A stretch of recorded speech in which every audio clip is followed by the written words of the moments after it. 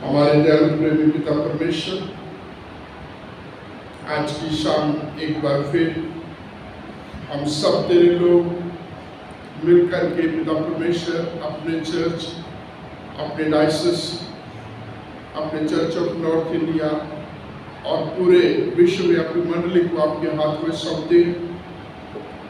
आपका धन्यवाद देते हैं जबकि हम इस उपवास काल में अलग अलग प्रकार के स्पिरिचुअल एक्टिविटी में हिस्सा लेते हैं।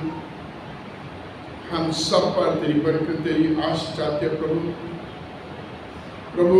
हम बहुत सारे लोग उपवास रखते हैं प्रभु। इस उपवास काल में हम हर प्रकार की बुराई से अपने आप को बचाए रखें और पिता अपनी जिंदगी में आपके वचनों को, आपके विधि, आपके नियम और आपकी मर्जी को पूरा करने वाले बन सके।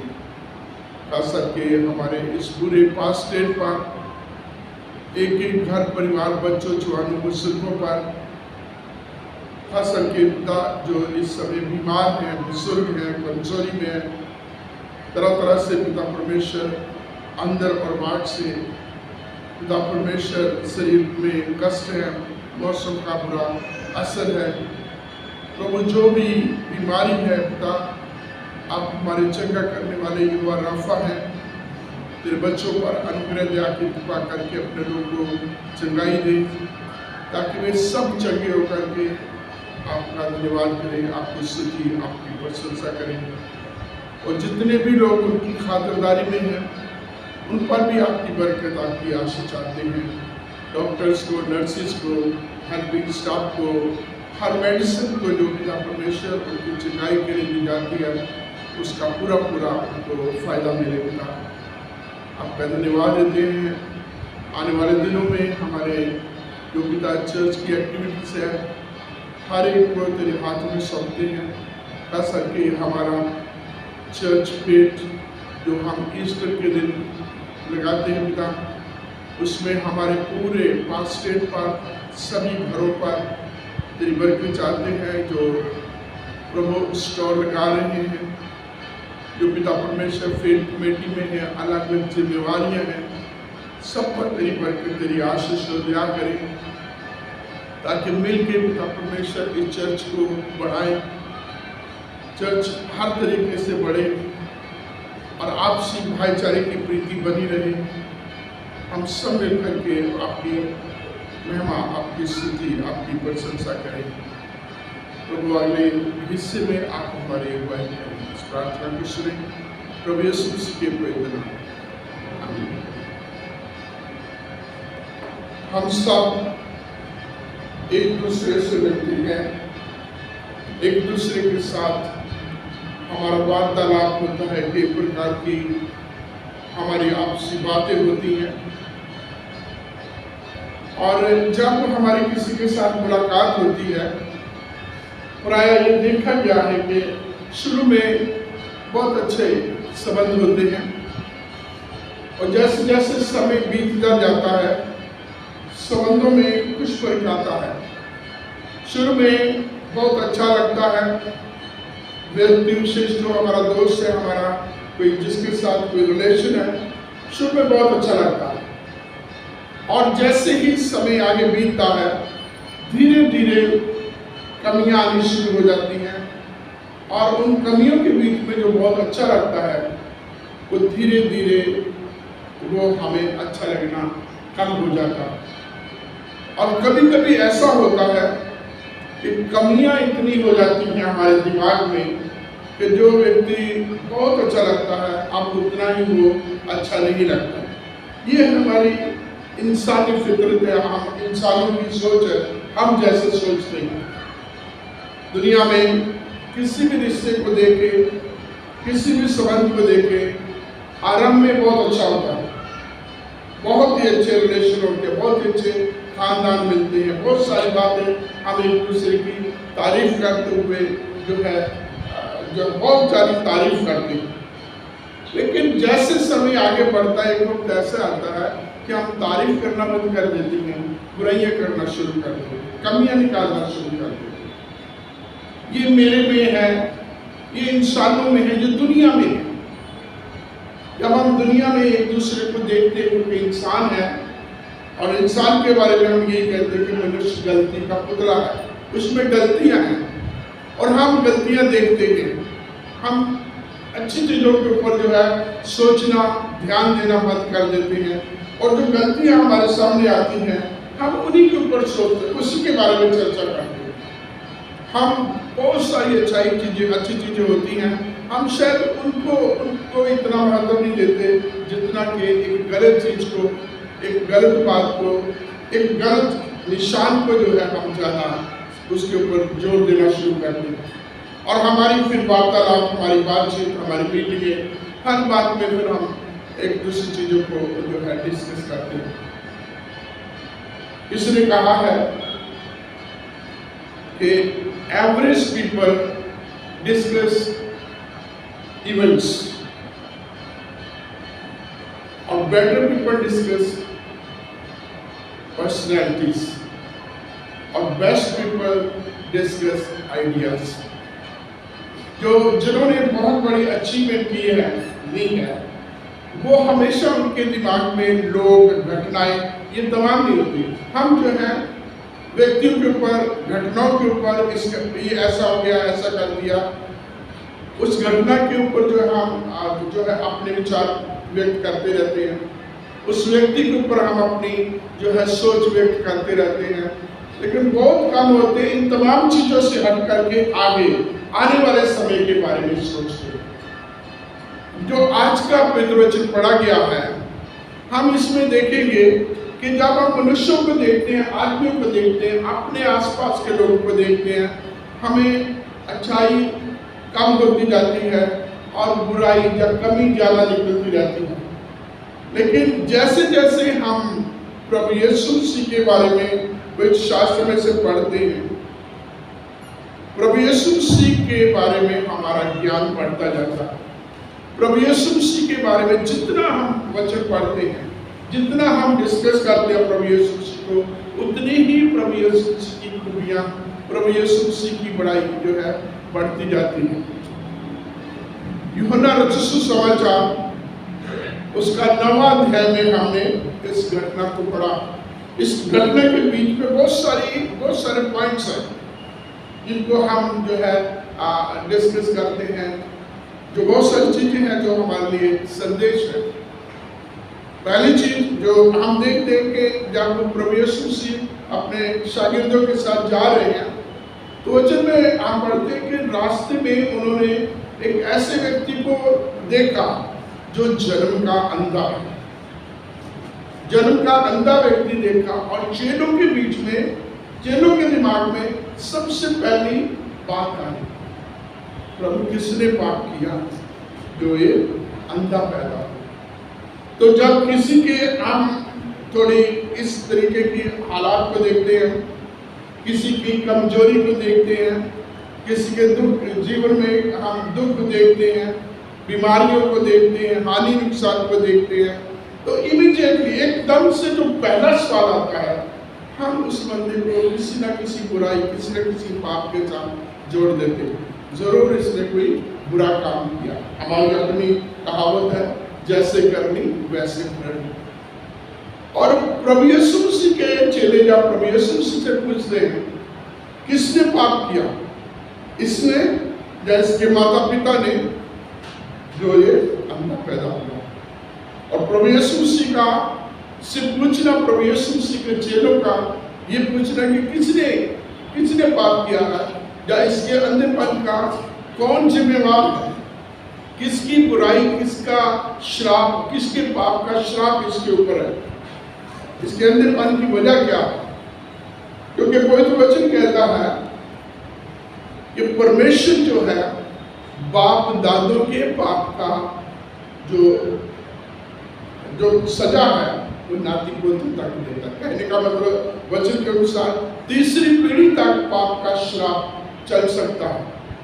बीच के लोगों को हो सकता ना आए, लेकिन तीसरी पीढ़ी तक जो है वो पाप बना रहता है, यदि उसकी तौबा नहीं की हुई, यदि उसको अंगीकार नहीं किया, उसका पश्चाताप नहीं किया गया। तो चेलों का प्रभु यीशु मसीह से पूछना एक स्वभावक कोई बहुत बड़ी बात, गलत बात नहीं पूछी, क्योंकि वो व्यवस्था के अनुसार प्रभु यीशु मसीह से पूछते। लेकिन प्रभु यीशु मसीह इससे भी आगे, ना तो इन तमाम चीजों को, प्रभु यीशु मसीह उस व्यक्ति के अंधापन में परमेश्वर की महिमा को, परमेश्वर के कामों को देख रहे हैं। प्रभु यीशु मसीह कुछ और बता रहे हैं। चेले कहते हैं किसने पाप किया? इसके मम्मी पापा ने, इसके दादी दादा ने, या इसने?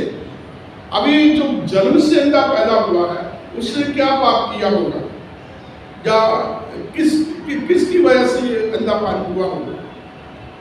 प्रभु यीशु मसीह कहते ना तो इसने पाप किया, ना इसके माँ बाप ने पाप किया, ये इसलिए अंधा पैदा हुआ है ताकि इसके द्वारा परमेश्वर के काम प्रकट हो। बहुत बार हमारी जिंदगियों में दुख मुसीबत आते हैं, विपरीत परिस्थितियां आती हैं, विरोध आता है, हानि नुकसान होते हैं, अनएक्सपेक्टेड हालात बन जाते हैं, जो हमारी सोच, हमारी समझ से बाहर की चीजें हैं वो होना शुरू हो जाती हैं। तो बहुत बार हम भी कहते हैं, हम भी ऐसा सोच लेते हैं कि शायद कोई बुराई होगी, कोई पाप होगी, कोई गलती होगी। लेकिन मेरे प्रिय, परमेश्वर का पवित्र वचन रोमियो की पत्री उसका 8 अध्याय उसके 28 वचन में पढ़ते हैं, और उसके साथ ही यिर्मयाह की किताब उसके 11 अध्याय के 29 अध्याय के 11वें वचन में पढ़ते हैं कि परमेश्वर की जितनी भी योजनाएं हैं, परमेश्वर के जितनी भी प्लानिंग है, हमारी हानि के लिए नहीं बल्कि हमारी भलाई के लिए। रोमियो की पत्री का लेखक कहता है 8वें अध्याय में 28 वचन में, जो मसीह से प्यार करते हैं, जो परमेश्वर के प्यार करते हैं, उनके लिए तमाम बातों के द्वारा परमेश्वर भलाई उत्पन्न करता है। वो अंधापन क्यों ना, वो बड़ी से बड़ी बीमारी क्यों ना, इवन मृत्यु भी क्यों ना, अगर परमेश्वर से प्यार है, परमेश्वर के इंतजाम में हम बने रहते हैं, किसी भी हानि के द्वारा प्रभु जो है भलाई उत्पन्न करता है। पहली चीज, मनुष्यों का सोचना और प्रभु के सोचने में कितना फर्क है। चेलों के सोचने में और प्रभु यीशु मसीह के सोचने में कितना फर्क है। प्रभु यीशु मसीह उस चेले जो है उस अंधे व्यक्ति को देख रहे हैं एक पाप की दृष्टि से, गलती की दृष्टि, कमी की दृष्टि से, और प्रभु यीशु मसीह देखते हैं कि इस व्यक्ति की जिंदगी के द्वारा, इसके इन कामों के द्वारा, इसके अंधेपन के द्वारा परमेश्वर को महिमा मिलेगी, परमेश्वर के काम प्रकट होंगे। इससे आगे जब हम जाएंगे यूहन्ना उसके 11वें अध्याय में, तो उसके 3रे वचन में शायद देखा, जब लाजर जो है बीमार है, मरियम और मार्था संदेश भेजती है कि जिससे प्रभु तुम प्यार करता हुआ इस समय बीमार है। तो प्रभु यीशु से अपने चेलों को कहते हैं ये बीमारी मृत्यु की नहीं बल्कि परमेश्वर की महिमा की बीमारी हो। किसी के जो कमजोरी, कोई बीमार हो जाए और उसके द्वारा परमेश्वर की महिमा हो, है ना, बिल्कुल अलग से बात, अलग से सोच। और प्रभु परमेश्वर के लिए ऐसा, प्रभु ऐसा सोचते हैं कि ये बीमारी, ये मृत्यु, ये अंधापन, ये तमाम दुख सताव जो है परमेश्वर के कामों को प्रकट करने के लिए। आगे हम देखते हैं कि ये पहली सोच है, पहला पॉइंट है जिसके ऊपर हम बात कर सकते हैं इस चैप्टर में। उसके बाद देखते हैं कि ये व्यक्ति को जो जन्म का अंधा है, प्रभु यीशु मसीह चंगा करते हैं, इसकी आंखों को खोल देते हैं। अभी काफी बड़ा होगा, एडल्ट है कम से कम, और ये अंधा है। अभी तक इसने दुनिया की कोई भी परमेश्वर की सृष्टि को, किसी चीज को नहीं देखा। और परमेश्वर के अंदर प्रभु यीशु मसीह ने जमीन पर थूका, जमीन को, मिट्टी को छाना, इसकी आंखों को पर लगा के जा आप चीलों के मुंह में धो ले। तो इसके पास बहुत सारे एक्सक्यूजेस थे। पहले तो कॉन्फिडेंस नहीं था, प्रभु मैं नहीं जा सकता, मैंने अभी तक, मुझे पता नहीं मैं कैसे जाऊंगा, मेरे को शीलोह के कोर्ट का पता नहीं है, मैं किस साइड में जाऊँ। कई तरीके की बातें ये प्रभु यीशु से जो आर्गुमेंट कर सकता था, प्रश्न पूछ सकता था। लेकिन वचन में लिखा प्रभु यीशु मसीह ने आंखों पर मिट्टी मली और ये शीलोह के कोर्ट पर जाकर के धोया और देखता हुआ वापस आया। आज्ञाकारी था, प्रभु के परमेश्वर के वचन को मानना। और उसके बाद असली जो है यहूदियों का, शास्त्रियों का, उस समय के धार्मिक अगुओं का अब खेल शुरू होता है। जब इसको चंगाई मिलती है तो आसपास के लोग, पड़ोस के लोग जो इसको देखते थे ये भीख मांगा करता था, वो आश्चर्यचकित होते, हैरान होते हैं। अलग अलग प्रकार की प्रतिक्रिया है, इसको देख के भी उनके अपने अपने विचार है। कुछ लोग कहते हैं ये वो है जो पहले भीख मांगा करता था, अब ये देखने लग पड़ा है। कुछ लेकिन नहीं, उसका कोई हम शक्ल है और उसकी अपनी गवाही क्या है, नहीं मैं वही। और उससे फिर पूछा जाता है, बार बार मेरे ख्याल 2-3 बार इस चीज को रिपीट किया जाता है कि वो ये कहता है कि मैं पहले अंधा था, अब मैं देखता हूं। ये है गवाही। मेरी पहली सिचुएशन क्या, पहले कंडीशन क्या थी, अब क्या है। पहले मैं अंधा था, अब मैं देखता हूं। और इस चीज को लेकर के वो उसको यहूदियों के पास ले और वो उससे पूछते हैं किसने चंगा किया। यीशु मसीह के बारे में कितना जानता है कि यीशु नाम एक व्यक्ति है, एक आम आदमी है, जिसने मेरी आंखों पर मिट्टी लगाई, मुझे जो है धोने के लिए कहा और मैं धो के अब देख रहा हूं। और क्या कहते हैं, वो कहाँ है, तो क्या कहता है, मुझे नहीं पता, मैं नहीं जानता। अब देखिए ये अंधा है, जन्म का अंधा है, कहां से आरंभ करता है मैं नहीं जानता हूं। अब इसका रेवलेशन, इसका प्रकाशा प्रभु के प्रति, इसका ज्ञान प्रभु कितना आगे बढ़ता है। स्टार्ट का पहला सवाल कहता था कि मैं नहीं जानता, मुझे नहीं पता। और प्रभु यीशु मसीह इसके सामने एक व्यक्ति है, या ये कह सकते हैं प्रभु यीशु मसीह एक ऐसा व्यक्ति है उसके सामने जिसको कुछ आत्मिक वरदान है, जब कोई हीलर की तरह है। आज हमारे पास भी बहुत सारे हीलर हैं, बहुत सारे प्रार्थना के योद्धा हैं जिनके पास हम जाते हैं, जिनके पास हमारी प्रेयर रिक्वेस्ट जाती है, जो हमारे कई प्रकार से हम उनसे जो है प्रार्थना कराता और परमेश्वर अनुग्रह करके हमारे जो है कामों में, हमारे जीवन में, हमारे शरीर में आशीष देते हैं। इसके लिए यीशु मसीह एक व्यक्ति है जिसको ये नहीं जानता। आगे बात और बढ़ती है, इसको यहूदियों के बीच में उनके साथ बातचीत होती है। एक जगह पर इसको पूछा जाता है तो आगे कहते हैं, तुम बार बार मुझसे क्यों पूछते हो, क्या तुम भी उसके चेले बनना चाहते हो। और ये वो इसको उल्टा डांटते हैं कि हम नहीं, क्योंकि तू तो अंधा पैदा हुआ था, तुझे क्या पता है। उल्टा उसको डांटना फुड़का कि तू तो ऐसा ही था और तू ही उसका बन, हम उसके चेले नहीं बने। क्योंकि उन लोगों के दृष्टि में प्रभु यीशु मसीह सही व्यक्ति नहीं है। प्रभु यीशु मसीह जो है व्यवस्था को तोड़ता, जो है मूसा की व्यवस्था को तोड़ता है, प्रभु सबूत के लॉ को तोड़ता, जितनी भी व्यवस्था है प्रभु यीशु मसीह के विरोध में चल रहा है। और वो कहते हैं ये व्यक्ति जो है प्रभु की, परमेश्वर की ओर से नहीं हो सकता। लोगों की दृष्टि में प्रभु यीशु मसीह आप जो है वो व्यक्ति नहीं है जो परमेश्वर की ओर से होगा। और वचन में लिखा, दूसरे लोग कहते अगर वो नहीं है तो जो परमेश्वर की ओर से नहीं है वो इस प्रकार से मौजूदे कैसे, आश्चर्य कर्म कैसे करता, इस प्रकार बड़े बड़े काम कैसे कर सकता। तो आगे बीच में हमने पढ़ा, आप सबने जानता है कि उनके बीच में 2 ग्रुप बन गए, एक प्रभु यीशु मसीह को मानने वाला और एक प्रभु यीशु मसीह पर आलोचना करना कि ये परमेश्वर की ओर से नहीं है, और दूसरा ये परमेश्वर की ओर से है। आप जानते हैं यूहन्ना 3 में हम पढ़ते हैं कि निकोदेमुस प्रभु यीशु मसीह के पास के समय आया, तो वो खुद इस चीज को सर्टिफाई करता है कि जब तक कोई परमेश्वर की ओर से नहीं है, जब तक परमेश्वर किसी के साथ नहीं है, प्रभु जो काम तू करता है कोई करके दिखा नहीं सकता, कर नहीं सकता। तो ऐसा ग्रुप बन गया था, वो किसी भी जगह पर काम करता, लेकिन वो मानते थे प्रभु यीशु मसीह के इस अथॉरिटी को, प्रभु यीशु मसीह की इस पावर को, जो उसकी डिविनिटी है उसको वो एक्सेप्ट करते थे। लेकिन हालात ऐसे जो ओपनली किसी के साथ वो बात नहीं। अब दूसरी बार फिर इसको पकड़ा गया, जो हमने 17 वचन में हम पढ़े, फिर इससे पूछा जाता, फिर इससे बातचीत होती है, तुम क्या समझता है उसके बारे में, जिसने तेरी आंखें खोली। पहले तो फिर उस प्रोसेस को फिर पूछते हैं, तो वो कहता है उसने मेरी आंखों पर मिट्टी लगाई और मुझे शीलो के ऊपर भेज दिया गया। मैं गया, धोया और देखता हूँ। क्या बोला? मैं गया, धोया और अब मैं देखता हूँ।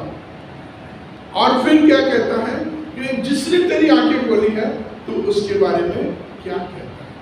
और अब इसकी बात क्या थी? क्या जवाब था?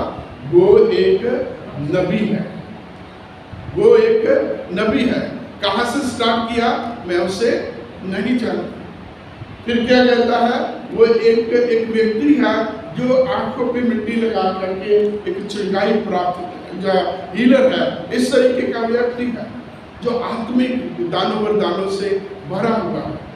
पहले मैं नहीं जानता, अब वो जान रहा है। यीशु नाम का व्यक्ति है, वो चंगाई दे सकता है। और अब जैसे आगे उसका ज्ञान बढ़ता और प्रभु यीशु मसीह के बारे में इसने सुनना शुरू किया, बात हो रही होगी, तो अब क्या कहता है?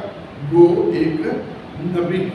अभी नबी जब किसी को हम कहते हैं, प्रॉफिट, नबी किसी को जब कहते हैं तो ये एक बहुत बड़ा एक व्यक्ति बन जाता है। क्या नबी जो है वो एक ऐसा व्यक्ति है जो मनुष्य और परमेश्वर के बीच की खाई को पूरा करता है। परमेश्वर के बारे में हम पढ़ते हैं व्यवस्था में, मूसा की किताबों में, कि परमेश्वर की वाणी को कोई नहीं सुन सकता, परमेश्वर के सामने कोई ठहर नहीं सकता।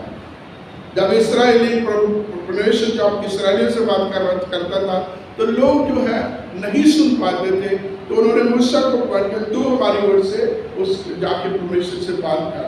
और जब मूसा जो है परमेश्वर से बात करके आता था और मूसा के चेहरे का नूर देख करके ये लोग घबरा जाते। और वचन में हम देख पढ़ते हैं कि मूसा इसराइलियों को परमेश्वर की बात करता है। परमेश्वर क्या चाहता है, परमेश्वर क्या हमें हमसे उम्मीद करता है, या परमेश्वर हमें किस प्रकार का जो है रास्ता जो अपनाने के लिए कहता है। तो ये एक नबी का काम है।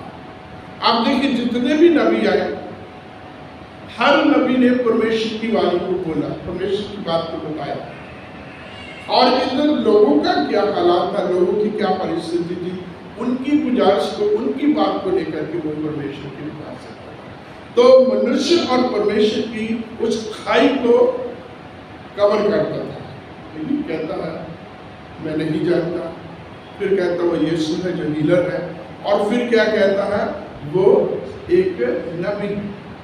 अब आगे इनकी जो है इसी टॉपिक में डिस्कशन खत्म नहीं होती, इनका जो है वार्तालाप चलता रहता। कोर्ट कचहरी आगे और बढ़ गई है और चलते चलते एक ऐसी जगह पर है जहाँ ये बहुत दृढ़ हो गया है।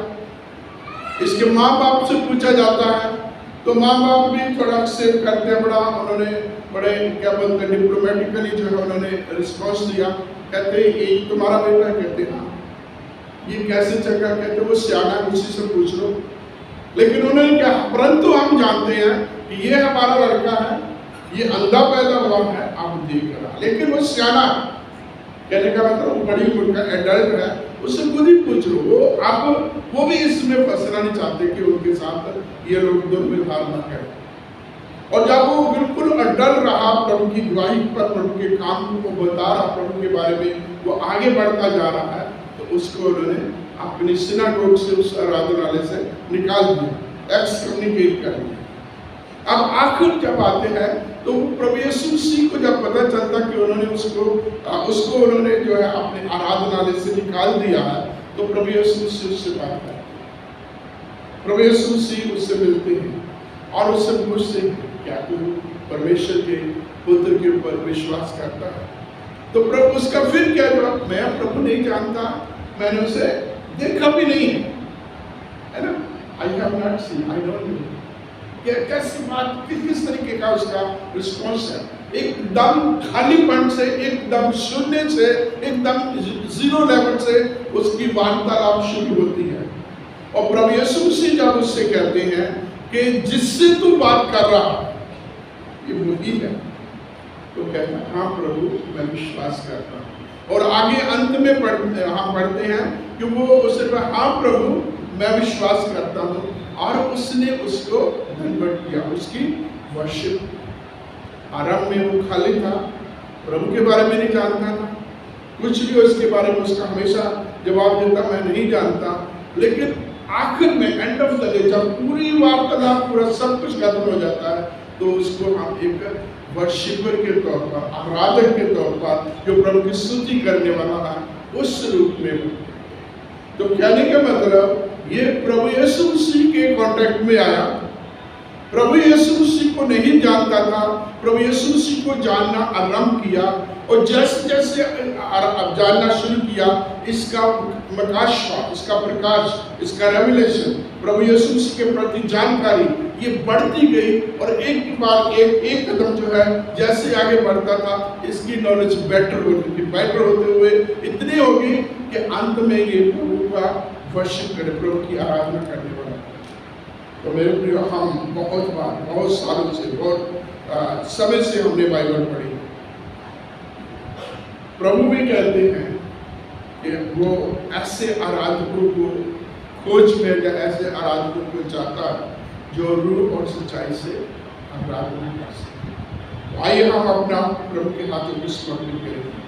ये अंधा था, ये कुछ नहीं जानता था, ये धीरे धीरे अंश करके प्रभु में बढ़ता गया और एक समय आया जब प्रभु की आराधना करने वाला। हमें भी इसी प्रोसेस में प्रभु में आगे बढ़ते जाना।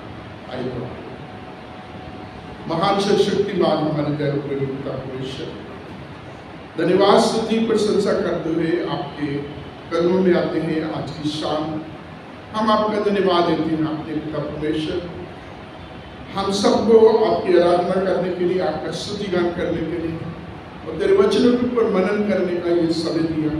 हम आपका धन्यवाद देते हैं इस अंधे भिखारी के लिए, अंधे व्यक्ति के लिए जो अंधा पैदा हुआ था, लेकिन पिता परमेश्वर वो अंधा नहीं रहा, वो कुछ नहीं जानता था। पिता परमेश्वर उसी स्थिति में वो शून्य में नहीं रहा, बल्कि आपकी महिमा से, आपके जलाल से, आपके प्रकाश से, आपके दर्शन से भर गया और अंत में हम देखते हैं कि वो आपकी आराधना करने वाला है।